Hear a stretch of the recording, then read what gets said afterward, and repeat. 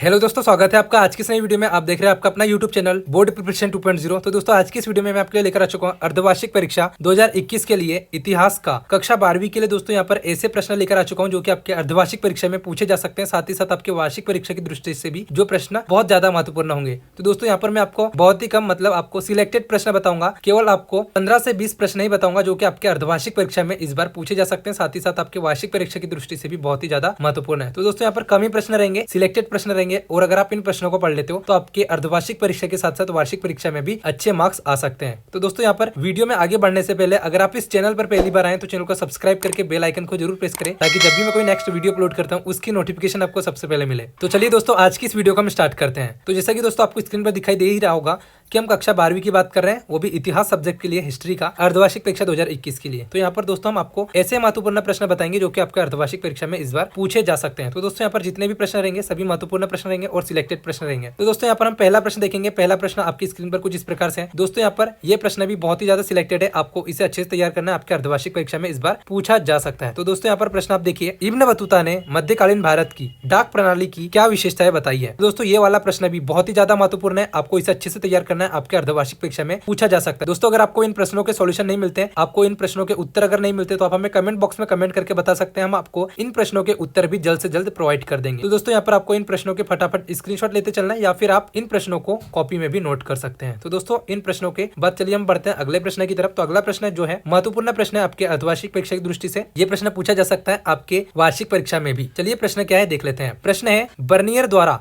राजकीय कारखानों के संबंध में क्या वृत्तांत लिखा है। तो दोस्तों ये वाला प्रश्न भी महत्वपूर्ण प्रश्न है, आपको इसे अच्छे से तैयार करना है। चलिए दोस्तों यहाँ पर हम देख लेते हैं अगला प्रश्न। तो अगला प्रश्न है, भारत में यूरोपीय यात्रियों ने सामाजिक पक्षपात को सामान्य परिस्थितियों में क्यों माना। तो दोस्तों ये वाला प्रश्न भी आपके वार्षिक परीक्षा की दृष्टि से महत्वपूर्ण है, साथ ही साथ आपके अर्धवार्षिक परीक्षा में भी ये प्रश्न आ सकता है। इसके बाद दोस्तों चलिए अगला प्रश्न देखेंगे। तो अगला प्रश्न दोस्तों टॉप सिलेक्टेड प्रश्न रहेगा और महत्वपूर्ण प्रश्न रहेगा। तो महत्वपूर्ण प्रश्न देखिए आप, ये है प्रश्न नंबर 4, इब्न बतूता ने दिल्ली का वर्णन किस प्रकार किया है। तो दोस्तों ये वाला प्रश्न भी सिलेक्टेड प्रश्न है, आपके अर्धवार्षिक परीक्षा में पूछा जा सकता है, साथ ही साथ वार्षिक परीक्षा में भी ये आ सकता है। अगला प्रश्न देखेंगे। अगला प्रश्न है, इब्न बतूता ने भारत की संपन्नता के क्या कारण बताए हैं। तो दोस्तों ये वाला प्रश्न भी महत्वपूर्ण है। इसके बाद अगला प्रश्न देखेंगे हम। अगला प्रश्न है, मॉन्टेस्क्यू का प्राच्य निरंकुशवाद क्या है। तो दोस्तों ये वाला प्रश्न भी महत्वपूर्ण है, आपकी परीक्षा में आ सकता है। अगला प्रश्न देखेंगे, ये भी महत्वपूर्ण प्रश्न है, यात्रियों के वृत्तांतों की सामान्य विशेषताएं बताइए। तो दोस्तों ये वाला प्रश्न महत्वपूर्ण है, आपको इसे अच्छे से तैयार करना है। इसके बाद अगला प्रश्न देखेंगे। अगला प्रश्न है, बर्नियर ने भूमि स्वामित्व के कौन कौन से दुष्परिणाम बताए हैं।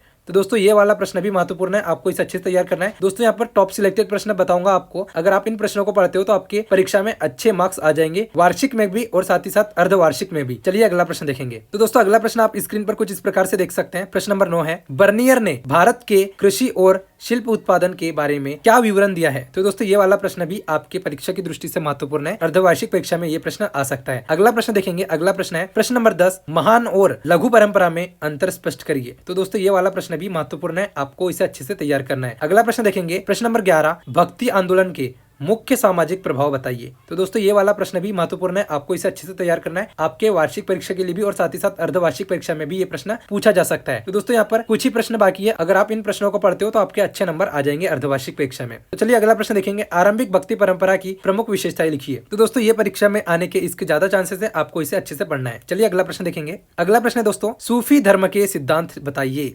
तो दोस्तों यहाँ पर आपको सूफी धर्म के सिद्धांत बताना है। इसके बाद अगला प्रश्न देखेंगे। अगला प्रश्न है महत्वपूर्ण प्रश्न है, गुरु नानक की शिक्षाओं का वर्णन कीजिए। तो दोस्तों ये वाला प्रश्न भी महत्वपूर्ण है, आपको इसे अच्छे से तैयार करना है। साथ ही साथ अगला प्रश्न देखेंगे। अगला प्रश्न है, विजयनगर साम्राज्य की शासन व्यवस्था को समझाइए। तो दोस्तों ये वाले प्रश्नों को भी आपको अच्छे से तैयार करना है, आपके परीक्षा के लिए अर्धवार्षिक में आ सकता है। अगला प्रश्न देखेंगे। अगला प्रश्न है, विजयनगर के शासक और व्यापारियों के संबंधों को स्पष्ट कीजिए। तो दोस्तों ये वाला प्रश्न भी आपको पढ़ना है, यह आपके परीक्षा में पूछा जा सकता है, महत्वपूर्ण प्रश्न है, अच्छे नंबर आपको दे देगा। अगला प्रश्न देखेंगे। अगला प्रश्न है, विजयनगर में कला और साहित्य की स्थिति का वर्णन कीजिए। तो दोस्तों अर्धवार्षिक परीक्षा में ये प्रश्न आपको पूछा जा सकता है। इसके बाद दोस्तों यहाँ पर हम 2-3 ही प्रश्न बाकी हमारे, इनको देखते हैं। इसके बाद ये सभी महत्वपूर्ण प्रश्न यहीं पर खत्म हो जाएंगे। प्रश्न है क्वेश्चन नंबर 18, अमर नायक के कार्य बताइए। तो ये वाला प्रश्न भी बहुत ही ज्यादा महत्वपूर्ण है, आपको इसे अच्छे से तैयार करना है। इसके बाद यहाँ पर हमारे 2 प्रश्न बचते हैं। प्रश्न नंबर 19 है, विजयनगर साम्राज्य के व्यापार का वर्णन कीजिए। तो दोस्तों ये वाला प्रश्न भी आपके एग्जाम की दृष्टि से बहुत ही महत्वपूर्ण है, आपको इसे अच्छे से तैयार करना है। साथ ही साथ दोस्तों अगर हम बात करें आखिरी प्रश्न की, तो आखिरी प्रश्न है, तख्ते ताउस का संक्षिप्त विवरण कीजिए।